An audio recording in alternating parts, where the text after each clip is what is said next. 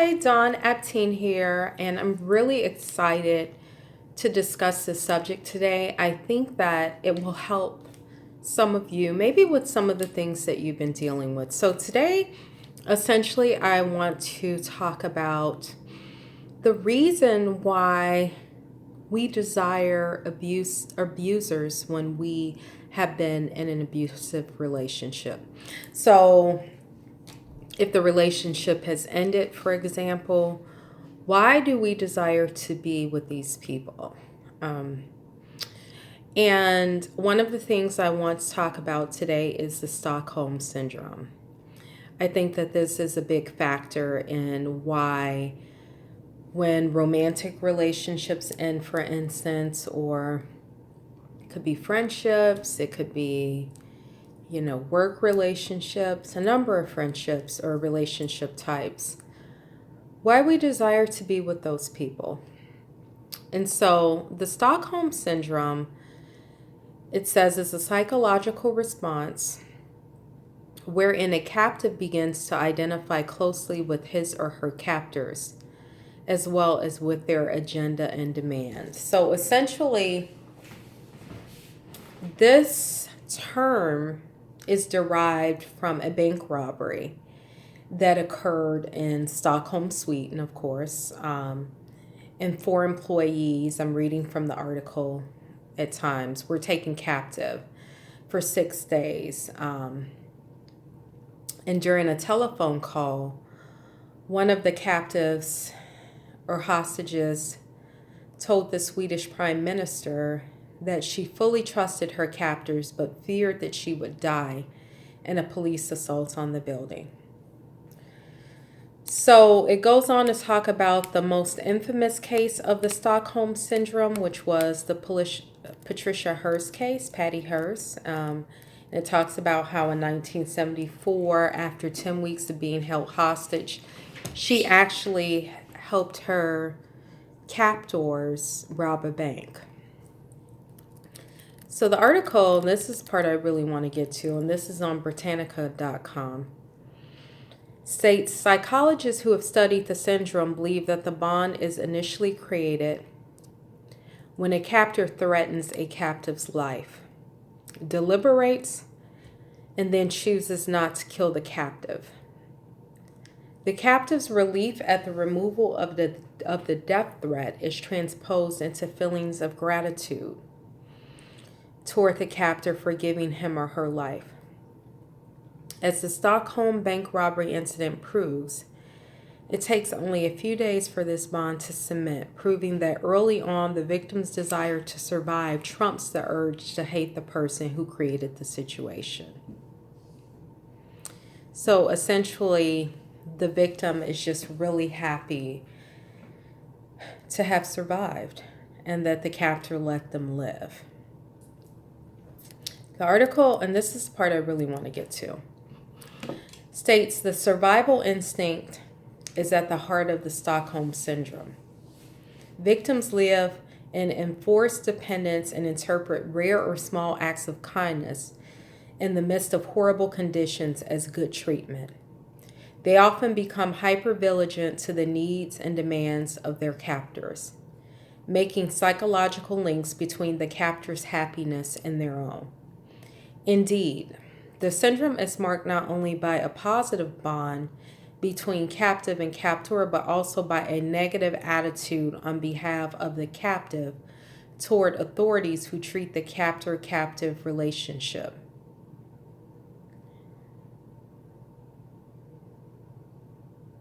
The captor-captive relationship. The negative attitude is especially powerful when the hostage is of no use to the captors, except as leverage. That's something else. But what I really wanted to note is victims lived in enforced dependence and interpret rare or small acts of kindness in the midst of horrible conditions as good treatment. How many times have you been in a romantic relationship and I've heard so many stories of things like this. Someone may have stopped talking to you or even ghosted you. but you're so happy to see them when they come back, that small acts of kindness, you reward them. And it also says that the captive makes psychological links between the captor's happiness and their own. So essentially, they become empaths, very sensitive to the needs of others and the feelings of others, but not necessarily their own. So I just really wanted to take a brief moment to discuss this in this video. Often, when a relationship ceases or terminates, especially if it's not your choice and it's the choice of the individual that ended the relationship. Often, if they come back, or even if the relationship has been rocky, and they come back around, why is it that there's this desire towards the abuser? Now, with the Stockholm Syndrome, we read that the person is just so happy that their captor allowed them to live. But in the case of relationships, modern day relationships, where there's not necessarily hostage taking going on, it's often we're just so happy to be around this person. We're so happy that this person allowed us in their space. And often this dynamic exists between individuals that are more confident on one end of the spectrum, or even narcissistic, where these individuals that are very confident, maybe even on the extreme end narcissistic, and if we have a tendency to be more empathetic and empaths, we're just so happy, not that they let us live because they haven't taken us hostage, of course, but that we're allowed to be in their presence. There's something in us where we're not understanding our true value. And even in the midst of being disrespected and not treated with the value that we have, we're just happy that, we're able to be a part of this individual's life. And again, that can be a romantic relationship. It can be a friendship. It can be a co-worker relationship or relationship with the boss. It can be with family members, extended family. It can be with a number of people.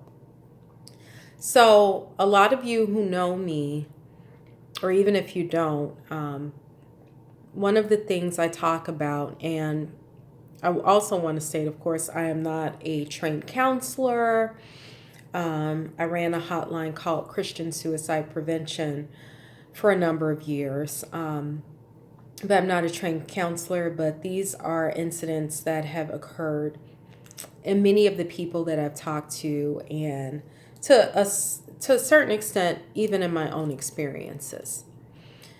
So we have to know our value. Our value, in essence, cannot be defined by how we were treated. In order to avoid this and to rise past this, what I call breadcrumbing, in modern day relationships or dating relationships, where they're just a little bit thrown out just to, keep you in the other person's life. In order to rise above this and not settle for this, we have to know who we are. And what I was going to say earlier is, a lot of you who, if you've seen anything that I've written or any other videos, often I will use spiritual examples or scriptures. So we have to understand that our value is not defined by our past abusive experiences, but it was defined well before the foundation of the world from God. It says that we are fearfully and wonderfully made. That's a scripture. And also that we're created in the image and the likeness of God. We don't have to settle for subpar treatment. We don't have to settle for, just going out of our way because someone has allowed us into their space, into their sphere. When we understand who we are and that everything that we need is within us, we won't even have to be in anyone else's space or sphere to feel complete. We'll know that we're already complete. I heard a quote recently. It said that you are the person that you've been looking for, you know. So often in life we look for love, or we look for beauty in other people. We look for intellect. The reason that you search for those things sometimes is because that's who you are. You just have to know that you don't have to search outside of yourself for that. That's who God created you to be. There's a scripture that says that his kingdom is within us. Everything that we need is within us. And when we realize that, we will rise above this desire to be with someone that has not treated us with respect, because that's what you deserve. And so I just wanted to talk about that for a moment, that phenomenon, the reason that we desire those who have not treated us well. Why is that? And if you're in that place today, I want you to ask yourself that question. So often we are led with emotion. We allow ourselves to make decisions based off of emotion instead of reason, instead of good reason and logic. And if you're in that place and perhaps the relationship has ended and maybe you weren't the one to end it, the other person ended it, but you're just like, oh, everything would be great. My life would be complete just if they came back. Even though deep down, you may know that you weren't treated the way that you should have been treated. And sometimes we don't even identify that and can't recognize that because we're so used, after years and years and years of being treated poorly, we don't even recognize that we deserve better. But even if you have an inkling that you deserve better, and if you're in that place where you're emotional and you just want that person back, I want you to take a moment and ask yourself, why would I want someone or desire someone who doesn't treat me the way that I deserve? And that's first and foremost, like I said, with a romantic relationship, but it can be with any type of relationship dynamic. When you understand who you are and you have a healthy respect for yourself, other people will understand it too. And I don't mean understand it intellectually. I mean understand it innately, intuitively, really understand who you are. Other people, and you respect yourself, other people will treat you accordingly. And if they don't, then they're definitely not an individual that you want in the inner realm of your life, in the inner circle, if you will, in your life. And often our desire for an abusive individual, and I don't necessarily mean physically abusive, it can be emotionally abusive, mentally abusive, and it can be physically as well. Our desire is not based on that person. Our desire is based on our own limiting beliefs and past subconscious programming, ways that we've been treated that we think are normal, our own programming. So we have to rise above that. We have to rise above that type of programming to understand that we have more value than that.